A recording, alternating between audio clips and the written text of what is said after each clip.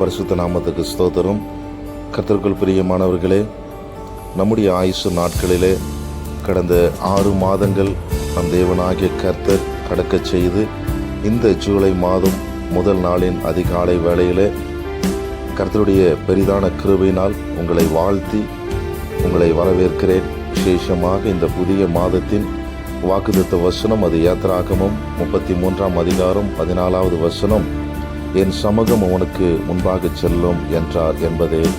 ஆம் பிரியமானவர்களே, நீங்கள் போகக்கூடிய பாதை அல்லது செய்யக்கூடிய காரியங்கள், நீங்கள் எங்கு சென்றாலும் உங்களுக்கு வழிகாட்டி அனைத்து சுமைகளையும் நீக்கி உண்மையான மன அமைதியை நம் இயேசு தருவார்.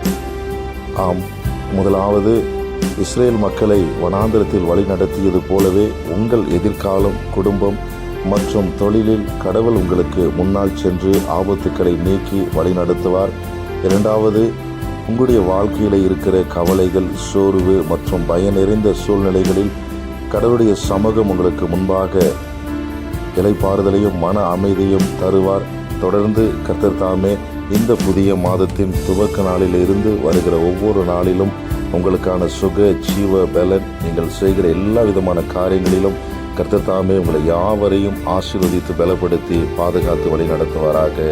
ஆமென். Stay God bless you all.